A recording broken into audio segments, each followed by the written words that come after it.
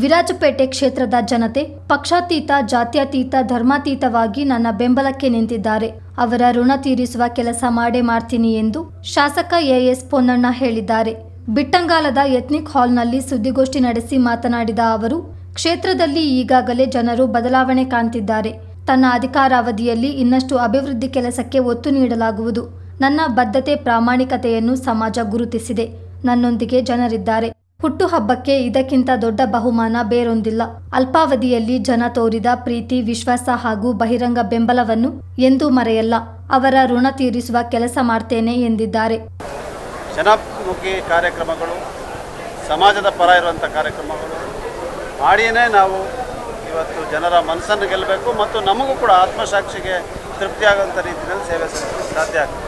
ಆ ರೀತಿಯಾದಂಥ ಎಲ್ಲ ಕೆಲಸಗಳಿಗೆ ನಾನು ಮತ್ತು ನನಗೆ ಮಾರ್ಗದರ್ಶಕರಾಗಿರುವಂಥ ಎಲ್ಲ ನಾಯಕರು, ಪಕ್ಷದ ಕಾರ್ಯಕರ್ತರು, ವಿವಿಧ ಸಂಘ ಸಂಸ್ಥೆಯ ನಾಯಕರು ಎಲ್ಲರೂ ಕೂಡ ಇವತ್ತಿದ್ದಾರೆ. ಅವರೆಲ್ಲರ ಸಹಕಾರದಿಂದ, ಅವರೆಲ್ಲರ ಆಶೀರ್ವಾದದಿಂದ ಒಳ್ಳೆಯ ಕೆಲಸವನ್ನು ಇನ್ನು ಮುಂದಿನ ಉಳಿದಂಥ ಈ ಸರ್ಕಾರದ ಅವಧಿಯಲ್ಲಿ ನಾವು ಮಾಡಿ ಒಂದು ಬದಲಾವಣೆಯನ್ನು ಜನ ಈಗಾಗಲೇ ಕಾಣ್ತಾ ಇದ್ದಾರೆ. ಇನ್ನು ಹೆಚ್ಚಿನ ಪ್ರಮಾಣದಲ್ಲಿ ಕಂಡು ಯಾವತ್ತೂ ಮರೆಯಲಾರದಂಥ ರೀತಿಯಲ್ಲಿ ಕೆಲಸವನ್ನು, ಸೇವೆಯನ್ನು ಮಾಡ್ತಾರೆ.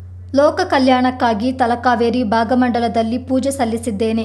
ಜಿಲ್ಲೆಯಲ್ಲಿ ಸಕಾಲಕ್ಕೆ ಮಳೆಯಾಗಿದೆ.